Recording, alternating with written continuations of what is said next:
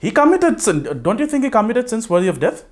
Capital crimes, right? Adultery, murder. Of course, he didn't directly commit murder. It was like he hired a hitman to do it, yeah?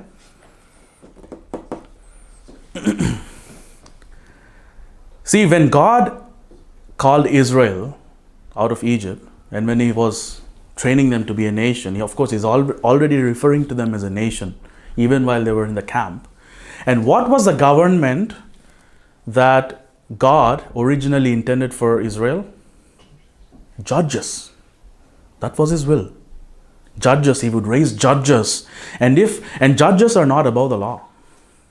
Yeah? If a judge goes rogue, if a judge goes corrupt, he would be judged by another judge. Yeah? That's the system of judges. And in 1 Samuel chapter 8, you don't have to turn there, I'll just give you a gist. The people, they don't like the judges anymore. Yeah, they're like, some of these judges are failing. All the other kings have kingdoms and kings. They go to Samuel and say, we want a king. And God tells Samuel, he warns them. He says, hey, if you have a king, he's going to exploit you. He's going to do all these things. He gives a list. And you will cry out. You won't be happy with him. And when you cry out, I will not listen to your prayer. I'm warning you already. And they say, no, we want a king anyways. And God is like working with them. He's okay, let's see how it works. And he's working with them.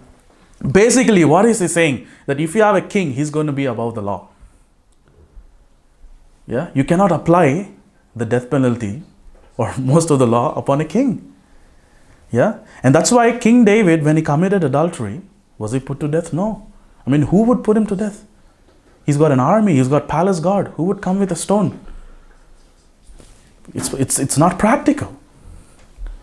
See, even when Nathan comes to King David, he's very careful in how he approaches. Hey, you! He doesn't say that. He's giving him a story. He tells, there's this guy who has many sheep, and he takes the sheep of this poor guy for his friends, and he kills it. And he's trying to make the king give the judgment himself. He's very careful how to address the king. But I believe that King David should have been put to death. Should have been put to death. Because, did you look at how King David's life ended up after that? One tragedy after the other. His firstborn died. One of his son seduces his stepsister. He gets killed by Absalom. Absalom almost takes the kingdom away from David. He ends up getting killed. I mean, how much tragedy did King David face? Sometimes I look at him as a man, it would have been better if he had been put to death. That is another reason why God put adultery, death penalty for adultery.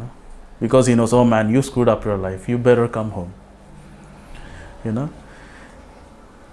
this is a lesson for us. If you as a married man, even if you're single, tomorrow when you get married, don't contemplate adultery.